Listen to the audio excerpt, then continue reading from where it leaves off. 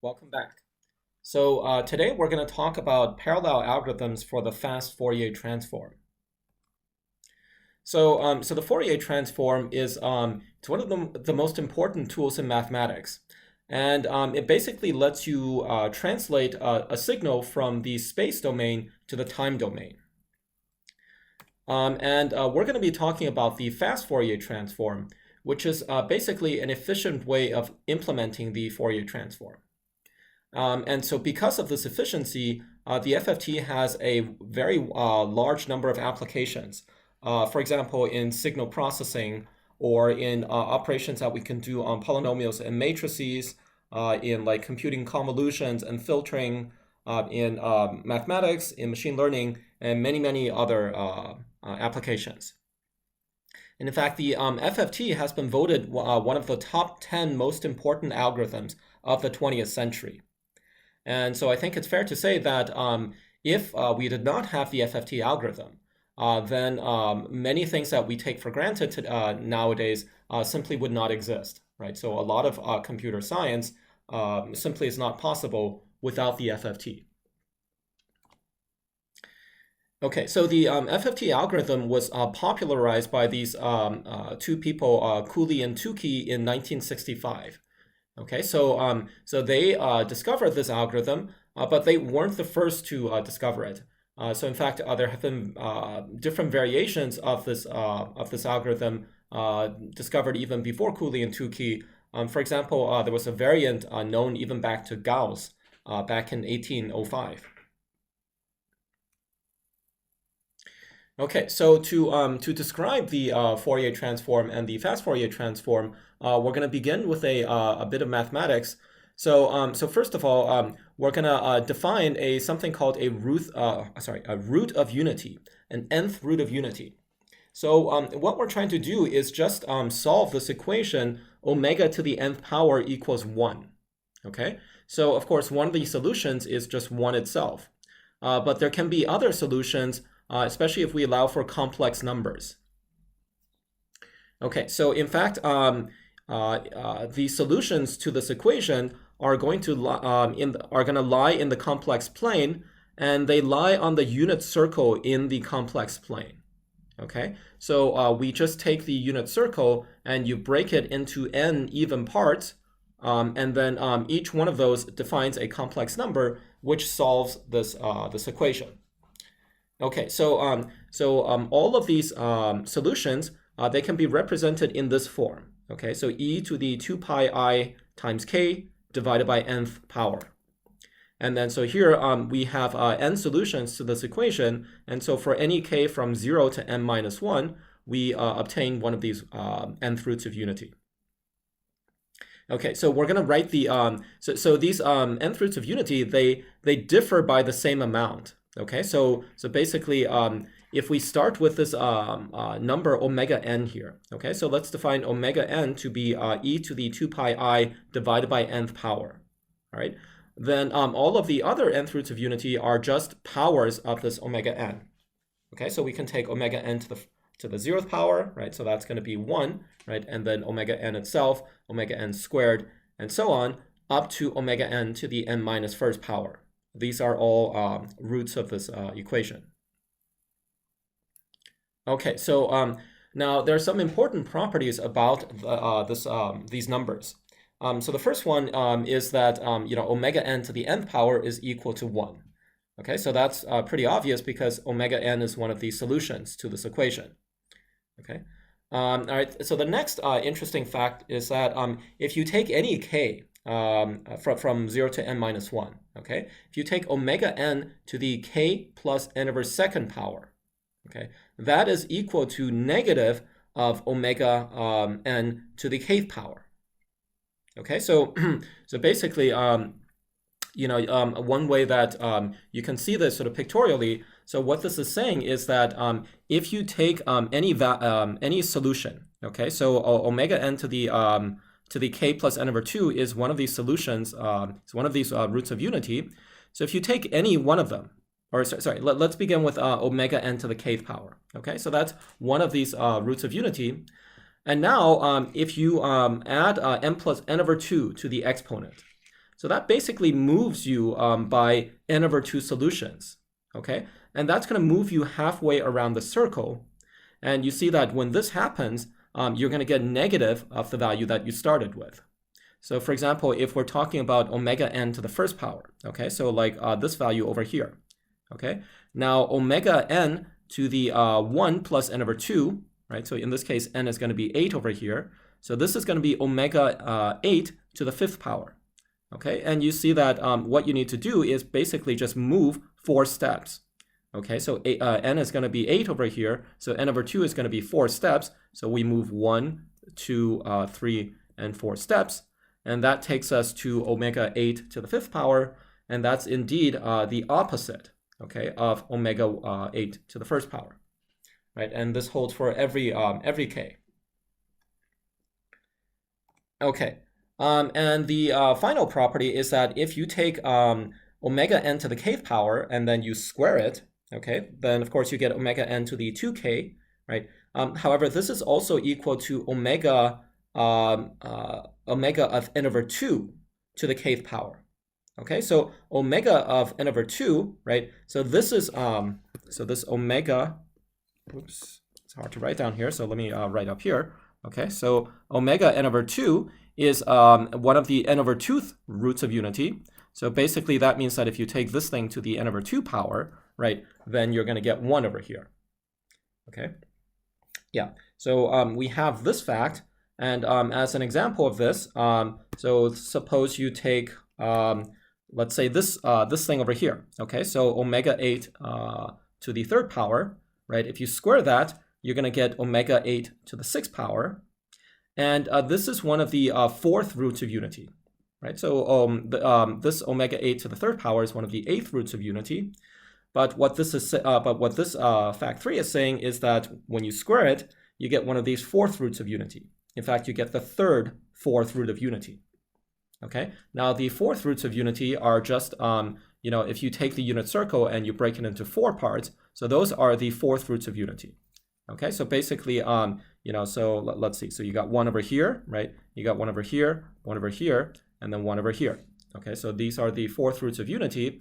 And you see that if you take the third 8th root of unity and you square it, you get the third 4th root of unity. Okay, so that's fact 3 over here. All right, so so all of these facts are important in the FFT, as we'll see. Okay. But before we make use of these, let's just define the problem that we're trying to solve. Okay, so the problem. So first of all, we're going to start with the Fourier transform, and we're going to talk about the discrete Fourier transform since we're dealing with you know, discrete signals in computer science. Okay, so what we're trying to do is that suppose you're given a degree n polynomial. Okay, and the polynomial you write like this. So it's a0 plus a1 times x plus a2x squared, and so on. Okay. Sorry, this is a degree n minus 1 polynomial. Sorry about that. Okay, so then the discrete Fourier transform simply wants to compute the value of this polynomial, right, for inputs omega n to the 0th power, omega n to the 1st power, and so on, right? So it wants to evaluate this polynomial at all of these nth roots of unity. So this is what we're trying to do when you compute this discrete Fourier transform. Okay, we simply want to compute these n values over here. Okay, now in a sequential setting, then, so the most basic algorithm for doing this is that, well, if you try to compute this, you can factor a in this way, right? So you can take the a0, right? And then in the rest of this expression, you can factor out the x, and then that's going to leave you a1, right? And then you can factor out another x times like a2 plus so on, okay? So, so you can factor things this way. And then in order to evaluate a of x, right, then you see that all you need to do is you plug x into the sort of the innermost set of parentheses in this expression, right? And then that gets you a value, you multiply that by x, and then add it to the next a, right? And then you multiply that by x and add it to another a, and so on. Okay? So yeah, so there basically there are n levels of parentheses over here. And so to compute a of x, you just need to do this for n times. And so that's going to take you order n time. Okay, and also you use a constant amount of memory for doing that. Okay, so that means that if you evaluate a at one position for one value of x, that's going to take you order n time. And so here, right, our goal is to evaluate a at these n different roots of unity. And so that would just take you order n squared time if you use this basic algorithm. Okay, but the problem is that in practice, you might deal with very large n's. You know, your n's can be like millions, you know, can be in the order of millions or even larger. And so if you use this basic algorithm, it's going to take you a very large amount of time to compute these discrete Fourier transforms. Okay, so we need a faster algorithm. Right? If we didn't have this faster algorithm, many things that we use today in whether it's signal processing or computer science, we simply could not use them because they would work way too slowly. Okay, so then the fast Fourier transform is going to basically compute this not in n squared time, but in n log n time. Okay, and it's basically it's a divide and conquer algorithm. So let's assume for simplicity that n is a power of 2. Okay, so so the first step of the fast Fourier transform is to write a in this fashion. Okay, so now a is you know, a polynomial of degree n minus 1. Okay, but what we're going to do is we're going to write two polynomials like this. We'll call them a0 and a1. Okay, so now both of these are going to be degree n divided by 2 minus 1 polynomials. Okay, and then a0 is going to be this polynomial, but it's only going to have the even coefficients from a. Okay, so a is defined in terms of the coefficients a0, a1, a2, and so on. But for a0, right, for this capital A0, we're only going to take the even coefficients from a, and then we're going to write a degree n over 2 minus 1 polynomial from those. And then for a1, you're going to take the odd degree coefficients from a. Okay, and again, you're going to form a degree n over 2 minus 1 degree polynomial.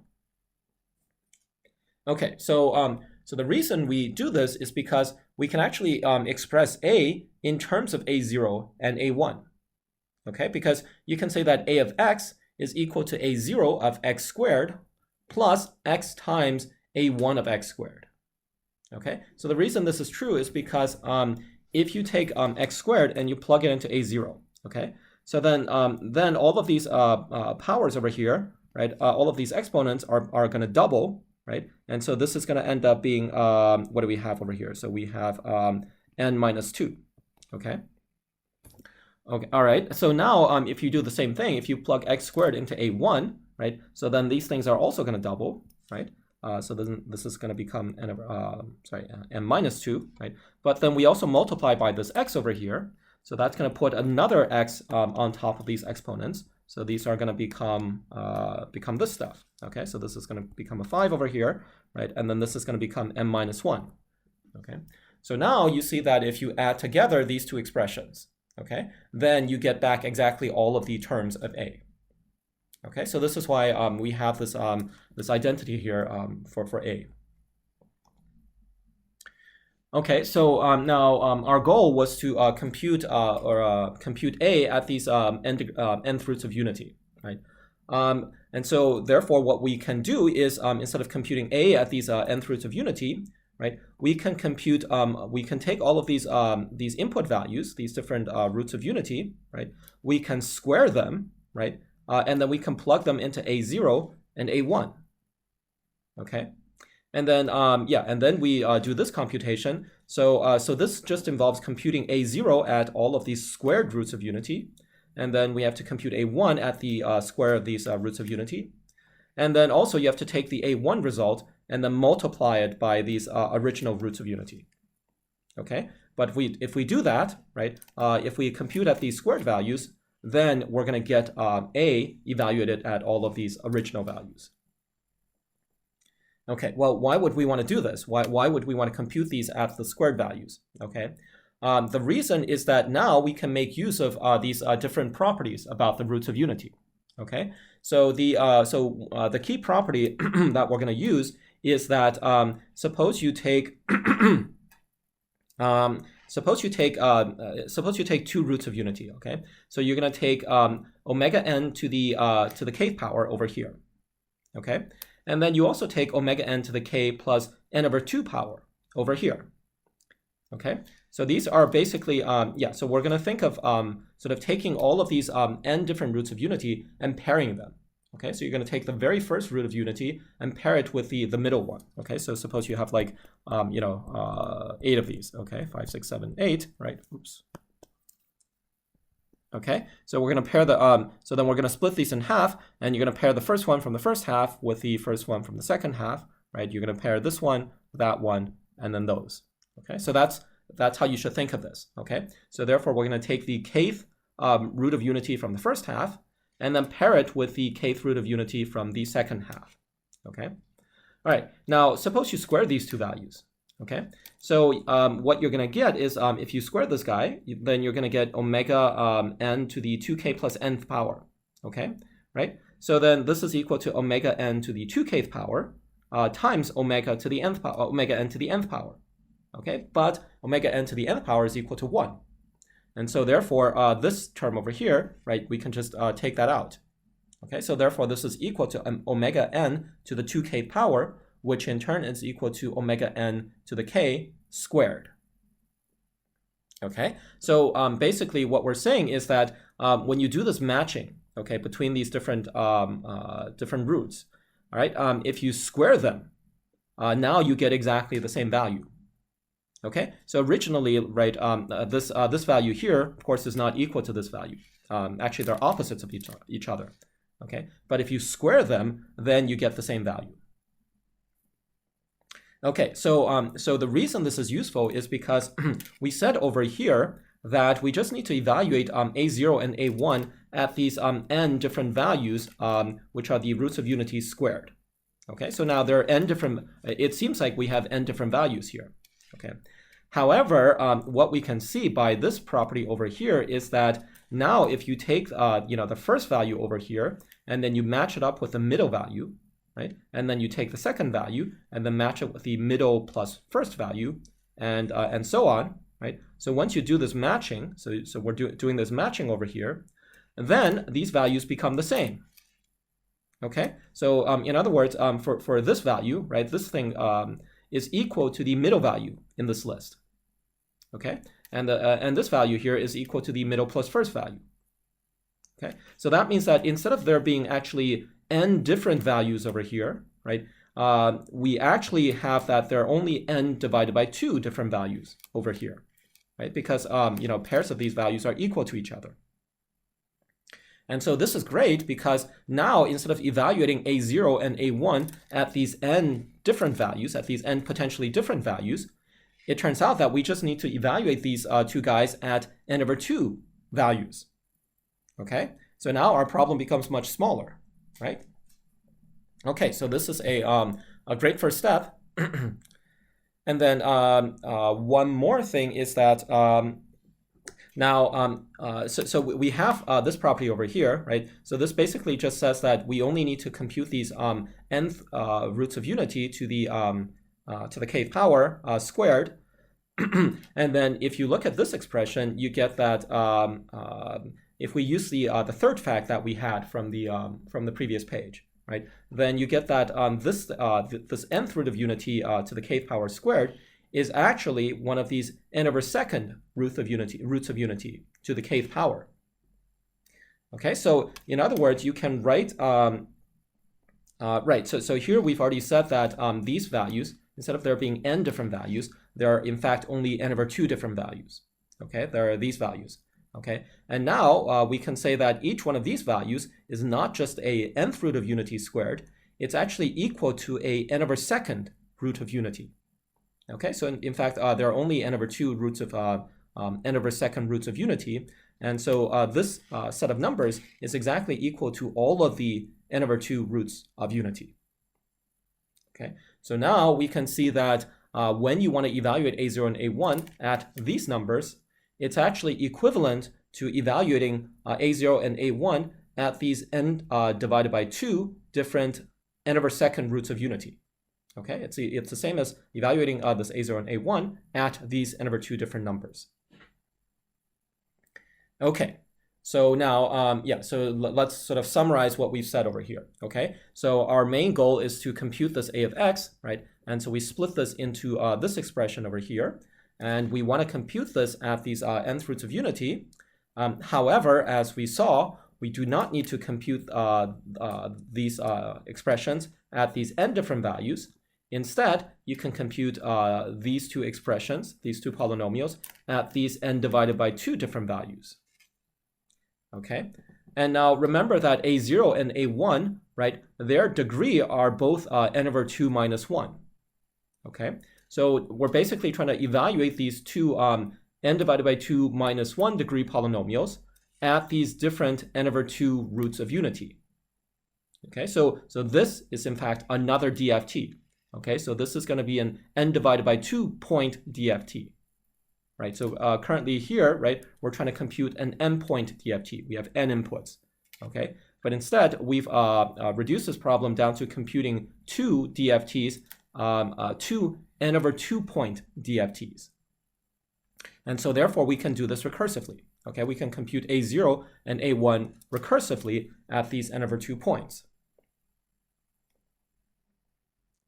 Okay, so that's what we're going to do. We're going to compute these two things recursively, and then after we've computed them recursively, so this is like divide and conquer, right? So now we've divided, right, and we computed this. Now we need to conquer by combining these solutions that we get to these n over 2 point FFTs. And the way that you can combine them is that you can say, well, what we said is that a of x here is equal to this stuff, okay? So then we simply need to, once we've computed a0 and a1 at these n over 2 roots of unity, right, we just need to multiply the a1 value by this nth root of unity and then add it to the a0 result. Okay, and we do this for k from n over 2, k from 0 to n over 2 minus 1. Okay. Now, what about the other half of the case, from n over 2 to n minus 1? Okay, so those we can express in this way, right? So we can still take k from 0 to n over 2 minus 1, except for now you add n over 2 to this. Okay, and so we're going to plug this n over 2 in everywhere. Okay, but the thing is that if you look at this expression, okay, so because we're talking about these n over 2 roots of unity, then if you add an n over 2 to the exponent, it just goes away. Okay, so this thing over here is the same thing as this. Okay, and likewise this goes away, and so these two things are the same. Okay, and now this thing over here. Okay, so now we're going to finally make use of the second fact that we had, which said that this value over here is basically equal to negative of this value. Okay. All right, so that is the FFT algorithm. Okay, so let's clear this up a little bit. So the FFT algorithm is saying that, okay, so we want to evaluate this expression at these n different values. Okay, so what we're going to do is we're going to just take the first half of these values, right, and then evaluate them and then do these n over 2 point FFTs. So we're going to compute all of these values for k from 0 to n over 2 minus 1. And all of these values also, okay? And then for the first n over 2 values for a, right, we're going to add a positive, this thing positively times this a1, okay? And then for the other n over 2 values, we're going to subtract this thing times a1. Okay, so that is the algorithm. And now the time complexity for doing this is going to be, all right, so we just need to compute these two n over 2 point FFTs on a0 and a1, okay? And then after that, we need to do this expression over here. So this is going to take a linear time, right, because we just iterate through all of these n different values, okay? And then the two recursive calls are going to take this much time, 2 times t of n over 2, where t is the time for doing an n-point FFT. Okay, so then you solve this, and you know that the solution over here is going to be n log n. Okay, So this shows that the FFT is going to take you n log n time. Okay, so right, so now it's helpful to actually sort of show more steps to to expand this recursion. Okay, so let's actually show the expanded version of this recursion. So suppose you're doing an 8-point FFT. Okay, so therefore your input is going to be these 8 numbers, the coefficients for A.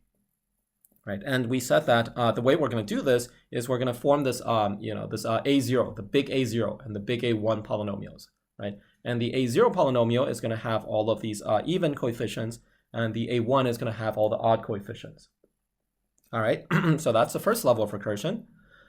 And then the second level of recursion, now, when you're computing A0 here, right? Now, again, you're going to break these coefficients. So now the input are these 4 coefficients, right? So you're going to take the even ones out of here and then put, you're going to break this into 2-point FFTs, okay? So that's going to involve the even coefficients from this list and the odd coefficients, right? So the even coefficients are the A0 and the A4, right? And the odd coefficients are the A2 and the A6, okay? So then you're going to put them into different, you're going to compute these recursively.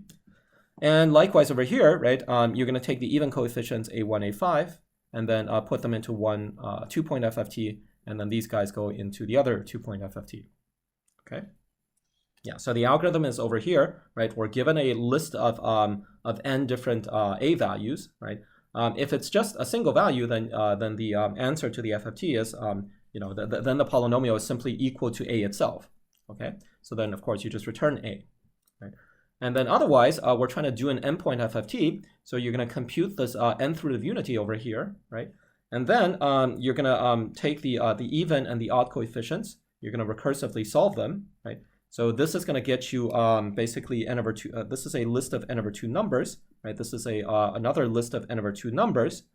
And now you're just going to go through these 2 lists, right? And then you're going to take the matching values, right? You're going to take like the first value from here and then match it with the first value from here, and then multiply it by this by the different powers of omega n. Okay, so initially we're going to take, so this thing here is initially equal to omega n to the 0th power. Okay, and then eventually we want to have this be omega n to the 1st power, 2nd power, and so on. All right. So what we're going to do is initially we're going to set this to be omega n to the 0th power, right? And then we know that for yk, right, this is going to be like this, where we add omega times this y1 value, and then for the other part we subtract omega times the y1 value. Right? And then here, this is going to take this omega to the next root of unity. Okay, so we're going to multiply omega by this thing over here, and that's going to produce the next power of omega. Okay, so it's going to go from like here to here, or from here to here. All right, so then we're going to iterate through these 2 lists, right, and use these k numbers, and then just match them up, and then that will produce a list of n numbers, and that list of n numbers is what we return to the calling function. Okay, so for example over here, right, after you do this, after you compute this 2-point FFT, you get 2 numbers, let's say y0 and y1, right? And this is for the 0 part, right? So this is for the first FFT over here, first recursive call. And then here you get y01 and then y11, okay? That's for the other recursive call. And now you match up this value with that value and this with that, right? So then now you're going to get 4 values, like y0, and now this is again going to be the sort of the 0 side. Okay, that's again going to be the first recursion, and then this one is going to be the 1 side, which is the other recursion. Okay, so that's why I'm going to write this as y00 again, right? But these 2 values are not equal to each other, right? But I'm just going to sort of reuse this notation. Okay, so then this is this is going to be y10, y20, y30. And here you're going to get y01, y11, y21, and then y31. Okay, and then finally to combine these, you're going to match up the first value with over here and the second value over there, and so on. Okay, so the reason I'm showing this in such detail is because later on when we actually implement this in parallel and so on, right? We're going to need to see exactly which values get matched to which other ones. Okay, so it's useful here just to sort of clearly show which values are being matched up with each other as you compute this step, right?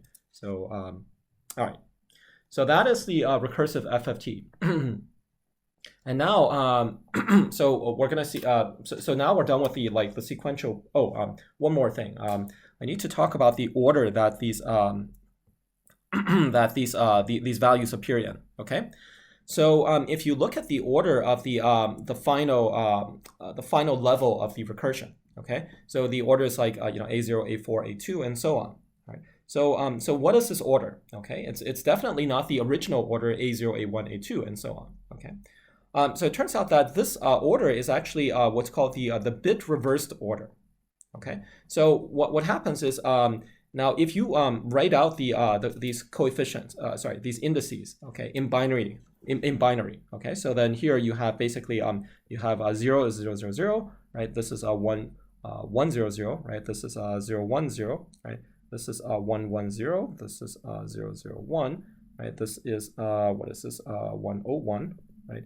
And then this is 0 1 1, and then this is 1 1 1. Okay. Now what is this order?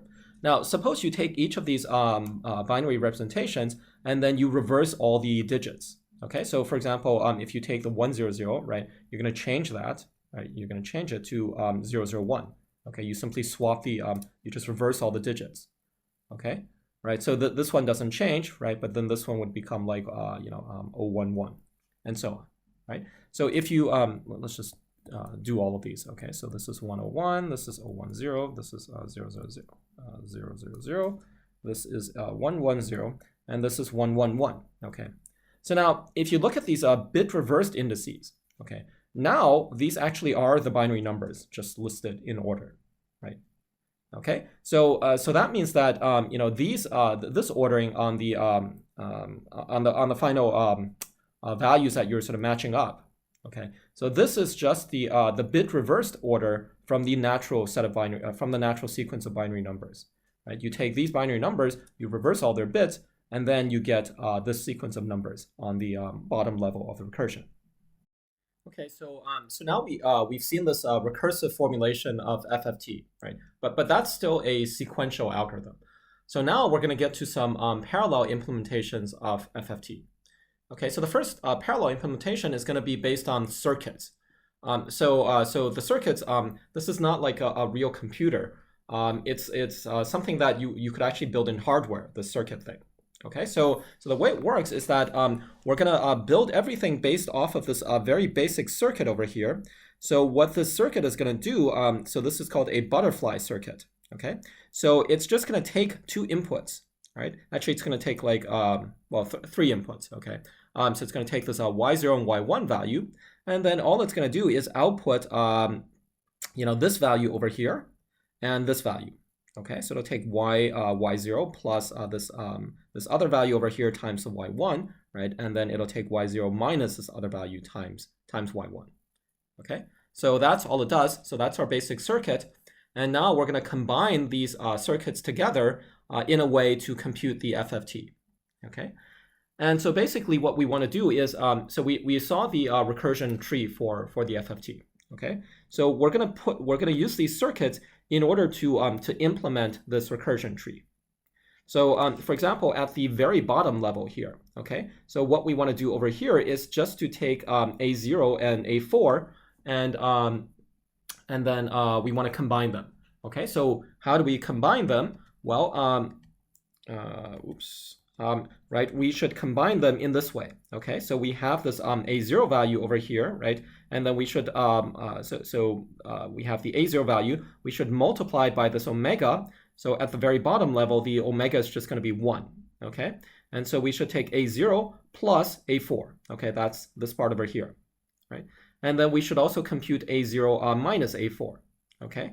And so that's going to produce these two numbers over here, okay? So it's going to produce the y00 and then the y01, okay? And then likewise over here, you should compute A2 plus A6 and then A2 minus A6, right? So to implement that, we just need to make sure that we're going to match up because the input here is going to be A0 and A4. So we're going to match up A0 and then A4 over here. Okay, and then we're going to have this value, which is equal to 1, right? We're going to feed these through our little butterfly circuit, and that's going to add one of them and then subtract on the other side. And it's going to produce these two outputs over here. Okay. Likewise, we're going to do A2 and A6. So we have A2 and A6 being fed into one of these butterflies, right? We have A1, A5, and then A3, A7. Okay.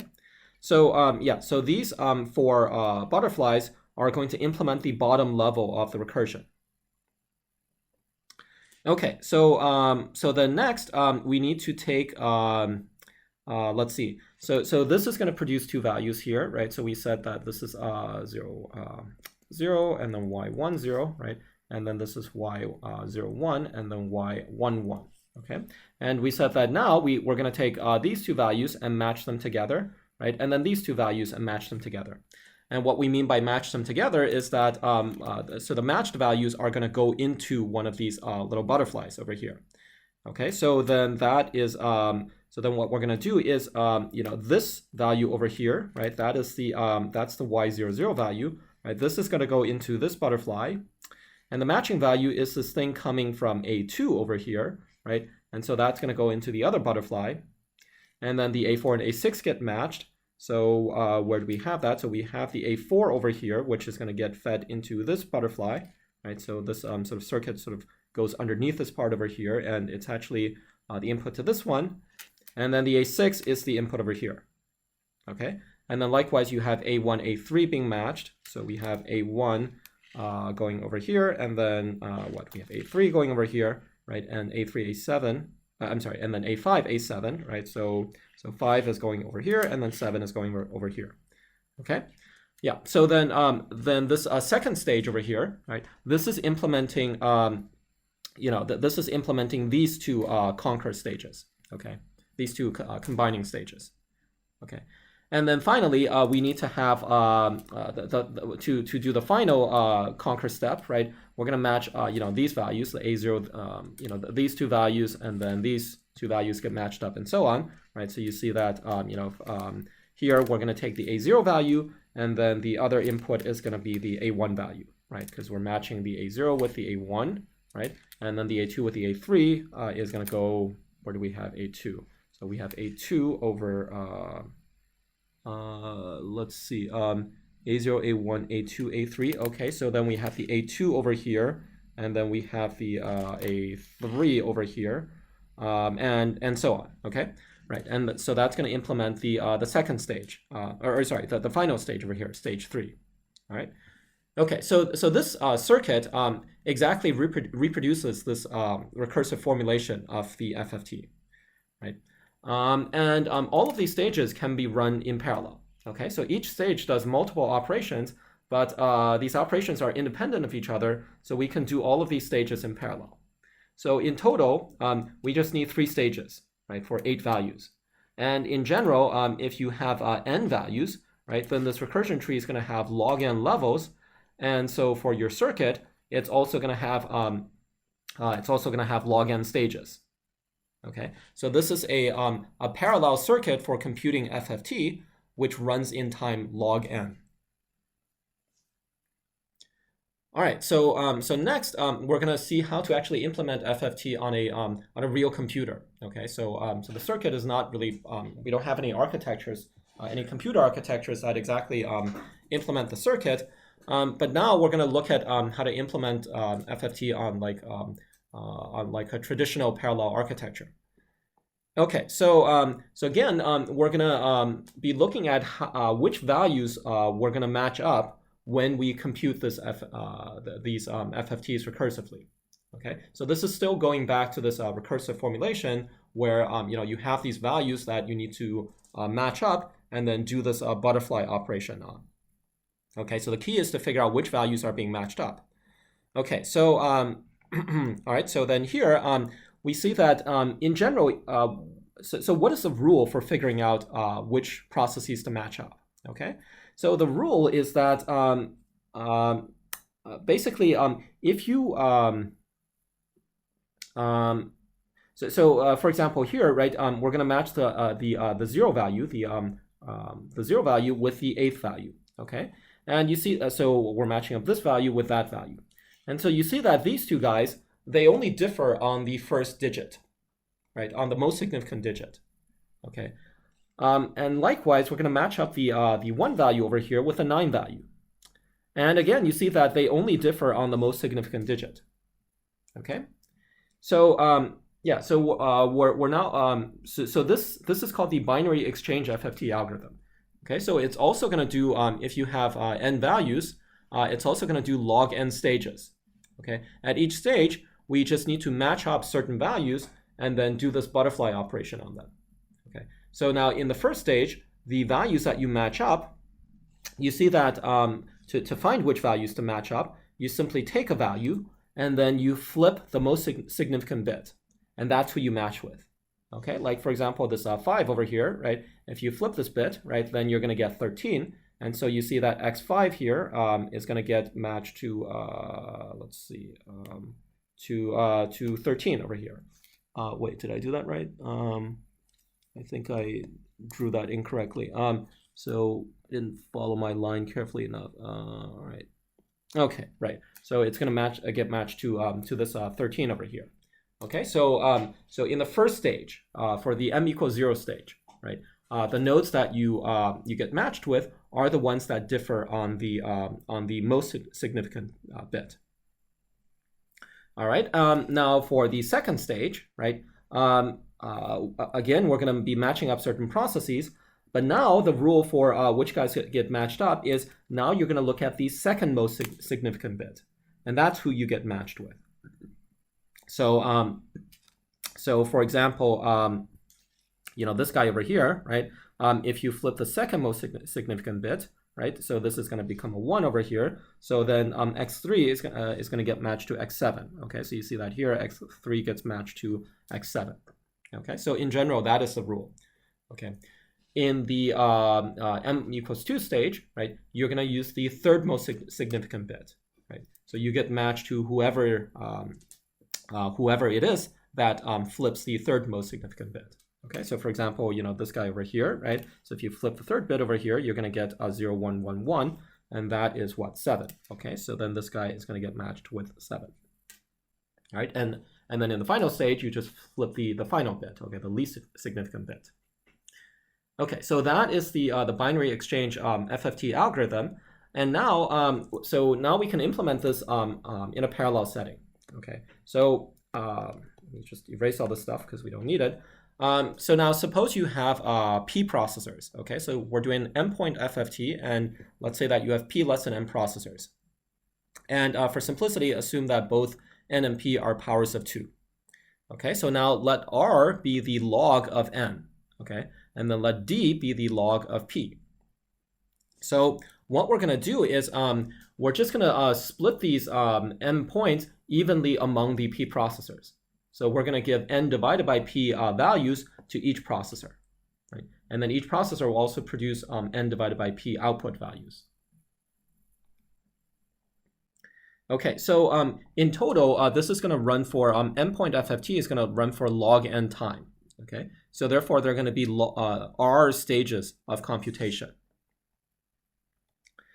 And yeah, and so we said that in this binary exchange FFT, the communication or the operation is going to be between processors whose ID, or sorry, right, it's going to be between indices whose ID differ in the ith bit. Okay, but this is also the same as processors whose ID differ in the ith bit. Okay, because for example, these two, these 4 values are going to get mapped to the first process, right? And then these are going to get mapped to the second process, and so on. Okay, so you see that if the value, right? So for example, this value, this gets matched to 1001, right? So if the values differ in the most significant bit, then the processors, so here the processor is going to be 00, right? Here the processor is 01. Here it's 10, and then here it's 11, right? Then the processors also differ in the most significant bit. Okay, so therefore in the ith stage, so here I should say that yeah, so this is going to be I less than or equal to d over here, right? In the I stage, the are going to these processors are going to communicate.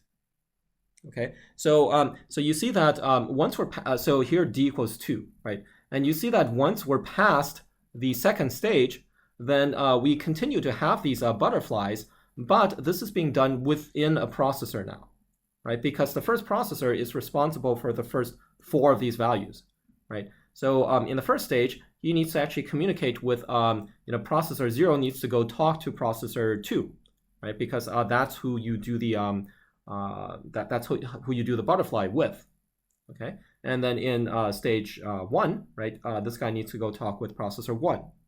But then in stage m equals 2 over here, right, this when you do this butterfly, all of these values are already sitting on processor 0. So you don't need to do any more communication, right? And the same for all of these subsequent stages. So the only communication is during the first d stages, where d is equal to log of p. Okay, so there we have communication in the first d stages, and then no communication in the last r minus d stages. Okay, so that's the binary exchange algorithm. So now let's see how efficient this algorithm is on different types of parallel hardware architectures. So first of all, let's look at a hypercube. Okay, so in a hypercube, when you have p processors, right, where p is equal to 2 to the d power, then each processor is connected to d other processors. Okay, and these d other ones are the ones that differ in each of the digits of the ID of this processor, right? So if this processor is like X, right, then if you write this ID in binary, right, then if you flip each digit, those are exactly who this processor X is connected to. And now, if you go back to this, if you look at this binary exchange algorithm, the only communication is between, so the way you determine who you need to communicate with is exactly that you take each of these digits of the processor ID, right, and then you flip them. Okay, so in the first stage, you flip the first digit, right? In the second stage, you flip the second digit. Okay, so if this were so if you had a d-dimensional hypercube over here, right, then you would do d stages of computation, and then you would be flipping these d different bits. Okay, so this means that whenever you communicate with somebody in this algorithm, okay, so this comes from flipping the bit, but then this also means that the communicating processors are just neighbors of each other. They're directly connected to each other, right? Like for example, 0, 0 and 1, 0 in the hypercube, they're directly connected because they only differ in 1 bit. Okay. Right. So in general, you can see that so we have d stages of communication in the algorithm. And for each stage of communication, you only need to communicate with a neighbor, okay? And when you communicate with that neighbor, you actually need to send n divided by p values. Because, for example, you see that the first processor, he's responsible for all 4 of these values, okay? And he's actually going to send all 4 of these values over to this guy over here, okay? And likewise, in the second stage, right, he's got these 4 values, and he's going to send these 4 values to this processor, okay, to 0, 1. So each stage you communicate with a neighbor, and then you send all of your values. And you have n divided by p values.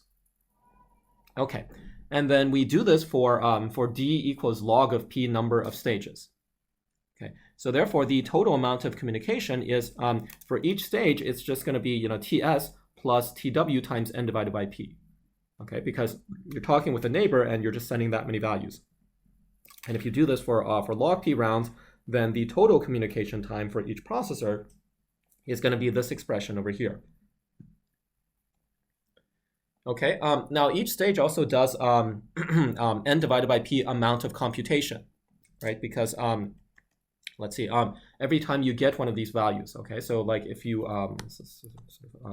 clean this up a bit. Okay, so if you take these values and you send it over here, right, and then over here, right, and then this guy sends these values and sends it over here, right? So you just need to, every time you get a value, you just do this butterfly computation, right? This you add the value and then you subtract the value. Okay, so it's just a constant amount of computation for each value that you get. And so, so each stage also does, for each processor in each stage, it does n divided by p amount of computation. And because there are log n stages in total, then the total computation for each processor is going to be this, okay, n divided by p times log n. And this tc is the amount of time to do one computation. Right? Okay, so now we want to look at how efficiently we can implement this on a hypercube, okay, because we have computation over here, and then we have communication over here. Okay, so we want to see how much of the total time this communication overhead is taking. Okay, so the efficiency is just going to be the computation time divided by the total time, right? The computation plus communication time. Okay, and if you just plug in everything over here, right? So you just take these two TP and TC expressions and you plug them in over here, you get this thing. Okay, so now it turns out that for convenience, we're going to define this term k over here. Okay, so k is basically it's kind of like it's related to e in this way. All right, so we're going to define k by this expression. And now, so as you vary p, okay, so that's going to help you go faster, but it's also going to increase your communication. So if we want to maintain the same efficiency, so ISO efficiency, as we modify p, okay, then we have to make sure that these two terms in this denominator do not change as p goes up. Okay, so then n would also have to increase in order for these for the two terms to stay the same. Okay, so suppose you want the first term over here to stay the same. Okay, so suppose you want this to equal 1 divided by k over here. Right, so this is why, so this 1 divided by k over here is basically supposed to capture these two terms, okay? Right, so now if you want this, first part here to equal 1 divided by k, okay? So then what that would mean is, so you do some algebra, and then you see that this is what you need to have happen, okay? So n log n is basically proportional to p log p times this additional factor over here, okay? Yeah, so this shows you that as p increases, you need to have n also increase in order for these two things to stay equal. Right, now for the second term, right, you also don't want that to increase. So you want, as p increases, you want this term to stay the same. So let's say that you want this to be equal to 1 divided by k, right? So then you, again, you do some computations over here. And now you get that n has to be equal to p to some power, okay? And this power is going to involve this k term, and then the so this is the time to send one word divided by the time to do a computation. Okay, so it's basically like your communication rate compared to your computation rate. Okay, so then and then so you you do some okay, so then w here is equal to n log n, right? So we have this expression for n over here, and the total amount of work, right? So the total work is going to be n log n across all of the processors, okay? Right, because you have n stages over here, right? Or sorry, you have log n stages, and then each stage involves n amount of work, right? So if you look at the computations that's being done, every single value needs to be involved in some computation. So there are n values, so there's n amount of work in each stage times log n stages, okay? So therefore w here equals n log n, and then we have that, so we have this expression for n, you plug it into w and you get this thing, okay? So as p increases, the total amount of work needs to be this size in order for us to maintain the same efficiency. Okay, so yeah, so then this, so what we need is for w to be at least this large, right? And also w needs to be at least this large. Okay, so w is going to be at least the max of these two things for ISO efficiency. And now what this plot is showing is that if you want different degrees of efficiency, okay, then suppose you increase your number of processors. Then according to this equation, your total amount of work also needs to increase, right? And in fact, So this plot shows that for different efficiency levels, how quickly does your amount of work need to increase?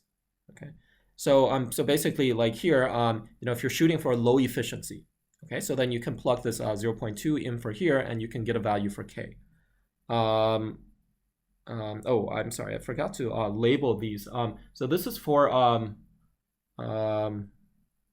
yeah, so this is for a certain setting for these TC, TW, and TS parameters. Okay, so I forgot to add those in here, but I'll do that later. Okay, but for a certain value, so you see that this work here involves these parameters, right? So the TS, right, the TW, and the TC. Okay, so for a certain setting of these, and for a certain setting of E, you're going to get a K value, and then if you plug that in, right, then you're going to get these different plots.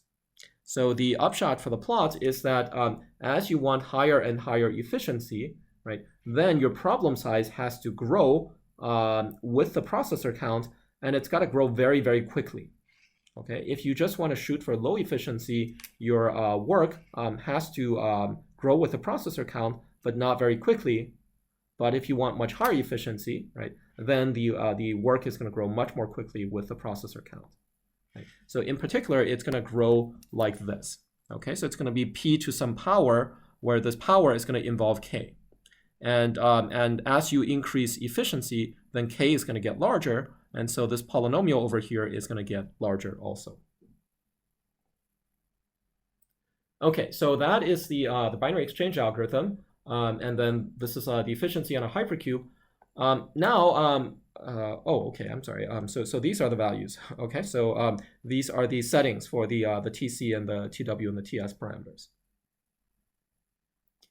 Okay, so now let's see. Let's try to implement this binary exchange, not on a hypercube now, but on a mesh. Okay, so some mesh architectures are easier to build than hypercubes, and so let's see whether we can implement this binary exchange algorithm efficiently on a mesh. Okay, so suppose you have a root p by root p mesh. So you have p processors total. Okay, and let d be the log of p. Okay, so now remember the communication pattern that we had. Okay, so so the communication pattern, if we go back to this plot from earlier, right? So let's try to clean this up a bit. Okay, so the communication is when you have let's say n values. Okay, so in the first round of communication, you need to talk to the value. You need to do a butterfly with a value that is n divided by 2 distance away. Right. So here you have 16 values, and you have butterflies between values that are distance 8 from each other. Okay. And in the next stage, you have butterflies between values which are distance 4 from each other. Okay. And then 2, and then 1. Okay. So you see that the distance of the value that you need to communicate with, or sorry, that you need to do the butterfly operation with, right? This is starting at n divided by 2. And then decreasing exponentially.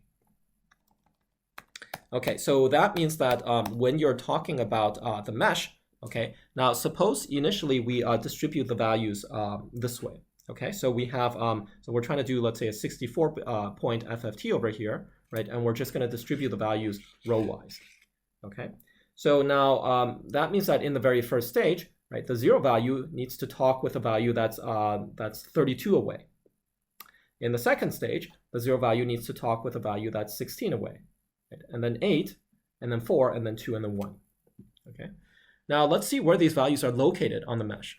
Okay. So if you distribute the values this way, then you see that for the first 3 stages of computation, right, we're talking with 32, 16, and 8, and because there are 8 values per row, then this means that all of these values are on the same column as this 0 value.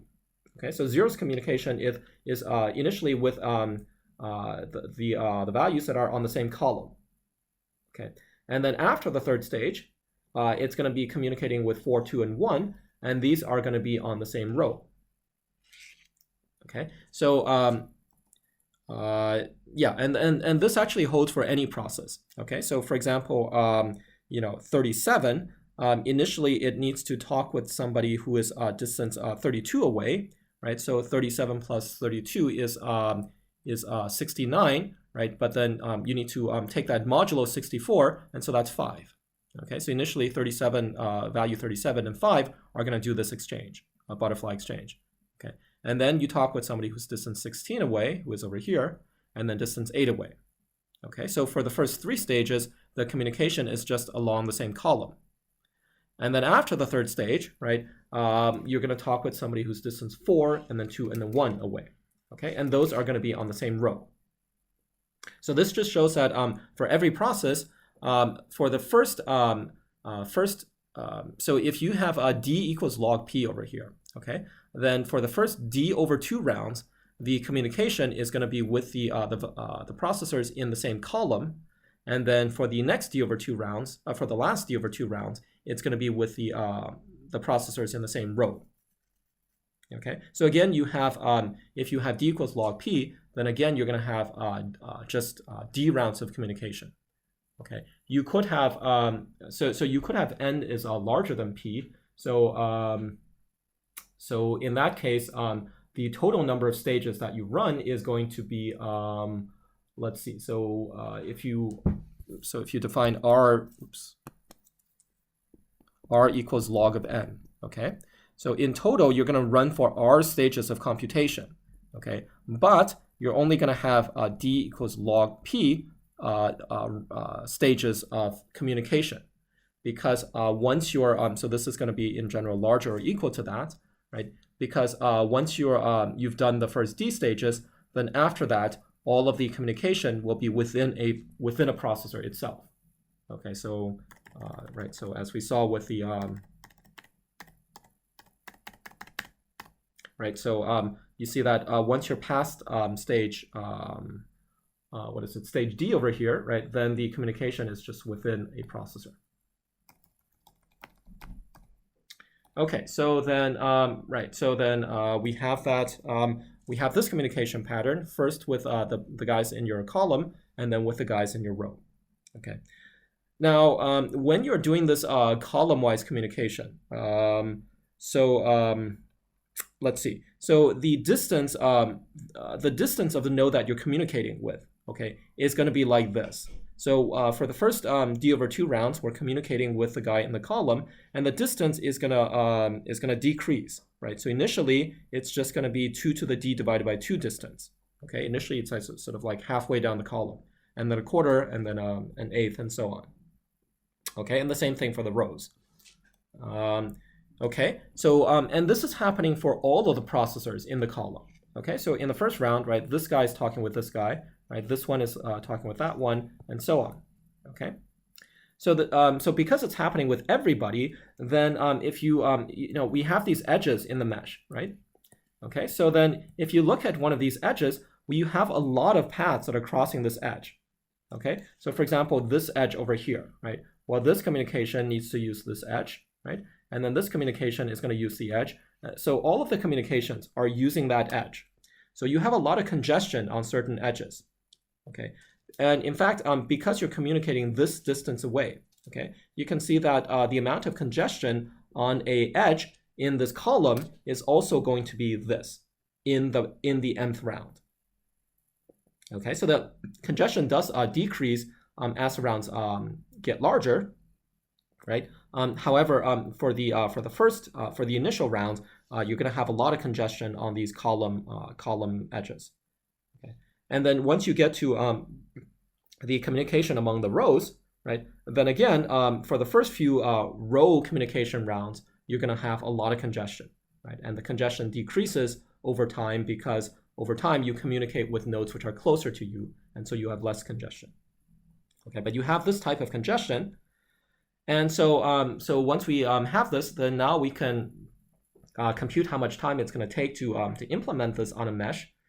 Okay, so the computation time is still going to be like this. Okay, so every so you do log n stages. Every stage you do n divided by p computation. Okay, so so you can see that here all the computation is perfectly load balanced, right? Because the total amount of computation is n log n. And here, each process does exactly that thing divided by p. Okay, so the computation is balanced. Then for the communication, right? So this is the communication time. Okay, So the communication time is basically, you know, the startup time, and this is the amount of data that you're sending, right, times the per data time, okay? However, this part here is the congestion, okay? So so we said that this congestion is very large initially, okay? So if you add up the congestion over all the rounds, this is what you're going to get, okay? And this is going to simplify to, so m is going to range from 0 to d over 2.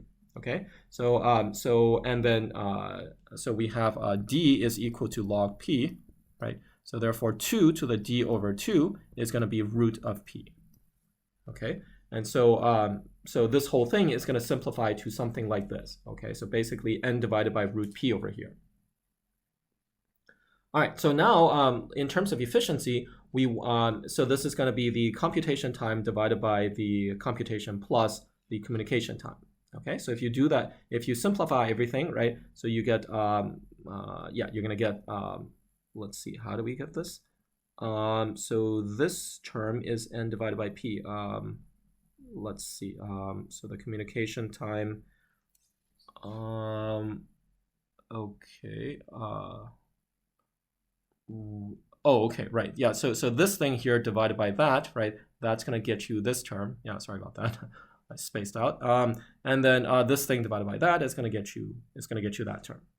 Okay, and again we're going to write this in this form with the 1 over k thing here. Okay, and so now if you want to maintain the same efficiency as the processor count goes up, okay, then you need both of these terms to stay constant, and this is not such a problem. So as p goes up, then you can just take n larger, and you can maintain this to be a constant. Okay. But this is a problem because as p goes up, right, so then this root p thing is increasing pretty quickly, right? But then you see that here you're going to need, for example, if you make p 4 times larger, then this thing is going to double, right? But then here, if you want to make this thing, double, right, you're going to have to square n, right? So basically, here this n term is going to have to increase a lot faster than this p term in order to keep this expression be constant. Okay, so in fact, if you work it out, you're going to see that the work is equal to n times log n. Okay, so the work is going to be something like this. Okay, so this is going to be now exponential in the p term. Okay, so p is now in the exponent of the work. So the work needs to increase very, very quickly as the number of processors goes up. Okay, whereas for the where is it? For the hypercube algorithm, right? You see that here the work only needs here the p is not in the exponent. Here the work is polynomial in p, whereas for the mesh, the work needs to be exponential in p to keep the same efficiency. Okay, and so basically the upshot here is that the FFT algorithm is actually not scalable on the mesh. Okay, and the reason it's not scalable on the mesh is because the mesh has only root p bisection width, right? Whereas you need to do for the FFT, you need to do a lot of communication, right? So you need to do yeah, you need to do like a linear amount of communication in each stage, right? Because here, like you see that you need to take all this data and send it to another processor. Okay, so here there's like a linear amount of communication in each stage. And the mesh cannot keep up because it only has root p amount of bandwidth between the two halves of the mesh. Okay, so okay, all right. So yeah, so now we're going to talk about one final FFT algorithm. So this is going to be called the 2D transpose algorithm. Okay, now. So the 2D transpose is, we're going to run this thing on the hypercube, okay? But we're trying to improve the efficiency compared to the previous binary exchange algorithm. Okay, so remember that the binary exchange algorithm had the ISO efficiency depended on this value over here, okay? This k times tw divided by tc. So when this value is small, right, then all you need is the work to increase at this rate, okay, at p log p. However, if this value here becomes larger, right, then this thing goes into the exponent over here. And so if this is very large, then you need the work to increase much faster. Okay, so yeah, so this basically shows that if this value is large, then your efficiency is going to degrade. So instead, if you look at the 2D transpose algorithm, right, this is always going to have this p squared log p efficiency, okay, regardless of this parameter over here. Okay, so if this parameter here is small, then the binary exchange algorithm is actually better, right, because then the isoefficiency is just p log p as opposed to p squared log p. But if this thing is large, right, and in practice this can be large because TW is usually much larger than TC, right? So this can be quite large in practice. So in that case, the 2D transpose algorithm is going to be better, okay? Because this doesn't care about your machine parameters. It's always going to have the same isoefficiency. Okay. So this thing is we're going to run this on a hypercube, but you can also run this on a different architecture with as long as it's got a bisection width of order p. So for example, the fat tree, you can also run this algorithm on. Okay, so we're going to assume that root n now is a power of 2, okay? And we're going to arrange all of the input values in a root n by root n grid. And the way the algorithm is going to work is that, okay, so initially, so for example, if you have 16 values, okay? So we know that in the first stage, you need to do exchanges between values which are 8 apart. Okay, so 0 and 8, and then 1 and 9, and so on. Okay, so you see that if you arrange the values on this grid, right, then you're only doing communication among the columns. Okay. Now in the second stage, you're going to communicate with nodes which the communication is between values, or the butterfly exchange is between values which are 4 apart. Okay. So then again, you see that the butterfly is between values which are on the same column, right? 0 and 4, or 1 and 5, and so on. However, once you move to the third iteration, right? Then the communication, then the butterflies between values which are 2 apart, then they're going to be on the same row now, right? And in the fourth stage, they're also going to be on the same row. Okay, now for the 2D FFT, our goal is going to be that well, okay, so let's do it this way. Okay, so we're going to arrange first of all the values in this grid, in this root n by root n grid. Okay, and then let's say first of all that you have exactly root n processors. Okay, then we're going to assign 1 processor for each column. Okay. And so you see that in this 2D FFT, for the first two stages, because you're only communicating within a column, right? Like between 0 and 8, or 1 and 9, and so on. Sorry, the butterflies are within the same column. Okay. Then there's actually no communication that we need to do, because each processor has an entire column of values. So this butterfly between 0 and 8. This is happening on the same processor, right? This 1 and 9 thing is also happening on the same processor. So in the first stage, we actually don't have any communication. In the second stage, the butterfly is again within the same column, right? So again, we don't have any communication. Okay. Now in the third stage, previously we had butterflies between on the same row. Right, and so if we assign processors to columns, then in that case we would have communication between different processors. Okay. However, the trick to the 2D transpose algorithm is that before we start the third stage, we're going to transpose all of the values. Okay, so so that means that we're going to take these columns and make them into rows, and then the rows are going to become the columns. Okay, so for example, this row becomes the first column. Okay, so we're going to transpose everything. And so that means that before the transpose, we were going to do communication within a row. But now after the transpose, we're going to do communication within a column again. And now the column, right, everything on the same column is going to be sitting in the same processor. Okay, so then again, we don't have any communication here. Okay, and then in the final stage, right, we again do butterflies between processors which are between values which are 1 apart, but then those again are going to be sitting on the same processor. So again, there's no communication. Okay, so the only communication was in this transition when we had to transpose the values to go from this configuration to the transpose configuration, right? That was the only step where we had communication. Okay, so this was where you have the same number of processors as you have columns. Okay, now in general you could have less processors than columns, and in that case you can just divide the columns evenly among your processors. Okay, so for example, you can use a striped format.